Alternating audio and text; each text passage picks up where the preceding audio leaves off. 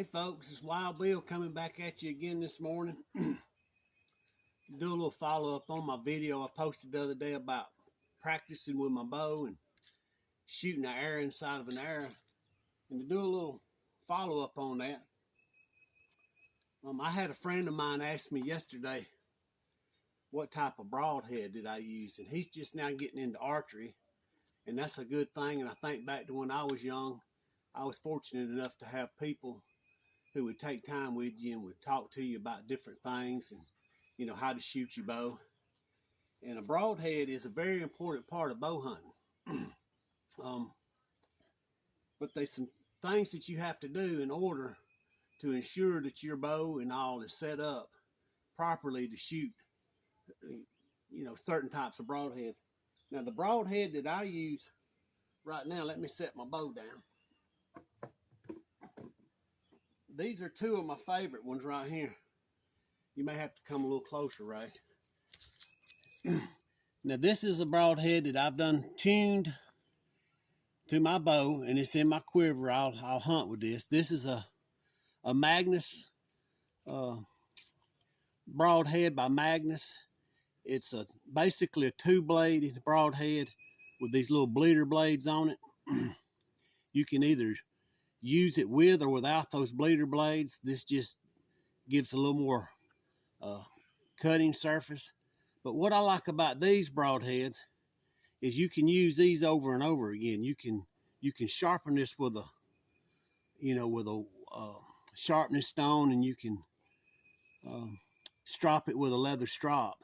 Those are really, really good broadheads, and I have found that they shoot really well. They shoot with my bow just as good as my field points do. These are 100 grain. I'm shooting a gold tip, 340 spine, hunter arrow, and that one does a real good job. I like those a lot. And here's another one that I've got in my quiver. These I really like, and this is a Muzzy Trocor. And if you'll notice, that's a three-bladed broadhead, and the blades are replaceable. You have to be careful because these things are extremely sharp. They fly excellent. I've had really good luck with those. I've killed a couple of deer with those, and I've had really good luck with them. That one, these Muzzies, and the Magnus. I have both of those in my quiver. Either one of these shoot perfectly out of my bow. Now, that's got a lot to do with you know, your bow's got to be properly tuned. Your form needs to be good, because if not, sometimes a fixed blade broadhead will fly different than your field points. Now, here's another broadhead that is real popular that I've had good luck with, but I've switched to a fixed blade broadhead because of just the durability, I guess you would say. And that, I guess a lot of you will recognize, is one of the original Rage three-bladed broadheads. And if you'll look real closely, that arrow's bloody. I killed a deer with this 2 or 3 years ago.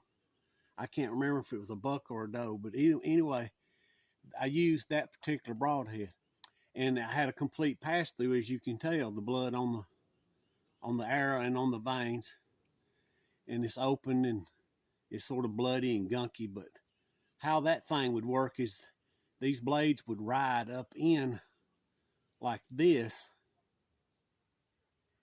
and there was a collar down here that kept those blades closed.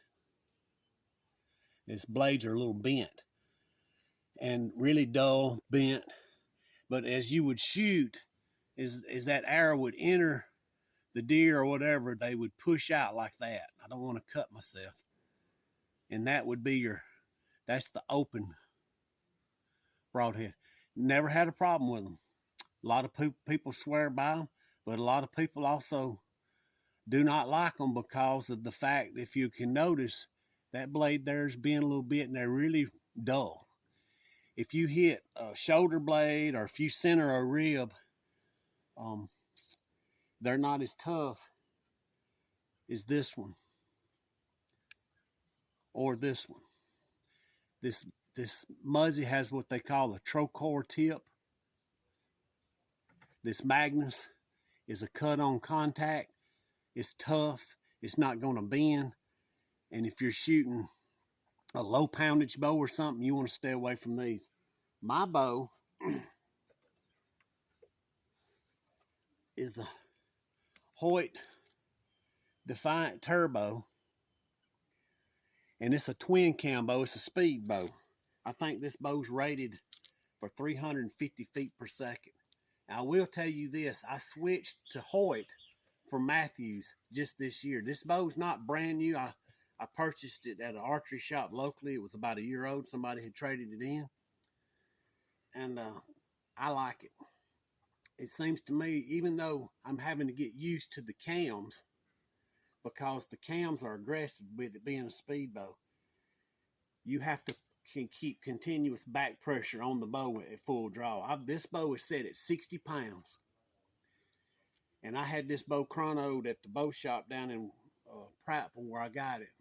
At 60 pounds, 28-inch draw, it was shooting 293 foot per second with this exact arrow with a 100-grain field point on it. That's pretty good for a 60-pound 28 draw. It'll go up to 80 pounds. But that's just my take on broadheads. And hopefully this will help some of you, but that's what I use. I believe this Muzzy broadhead was shot out. I know it was shot out of a Matthews bow, set at 55. I don't like a lot of draw weight because these modern bows are so much more efficient than older bows that I just don't think you need to shoot 70, 80 pounds to kill a deer. Some people do, and there's nothing wrong with that. If you can draw it, you can hold it, and you can shoot it accurately, go for it. I just like a lighter draw weight because I'm more, it's just easier for me. I had a shoulder injury in a car wreck a few years back. I just can't pull a lot of weight without it hurting my shoulder. So hopefully that'll answer a few questions. And like I say, somebody asked me last night on the phone what kind of broadhead they're just now getting into archery. I think that's a good thing. And as hunters and fishermen, that's what we're supposed to do, is help people get started in the sport. Because if we don't, one of these days this sport's liable to die. And it's something that Rachel and I love. We love to take part in God's creation. We utilize the meat that we get from our harvest. And I'm thankful for that. And I'm thankful for you guys. And always remember, Jesus loves you, and we do too. And please like and subscribe. We're trying to get our YouTube started. We've got some new ideas coming up. We're going to start doing more videos, probably in the hunting, fishing genre. Just outdoor stuff. We'll share some things with you. And like I say, just please like and subscribe to our YouTube channel. And we love y'all and thank you guys.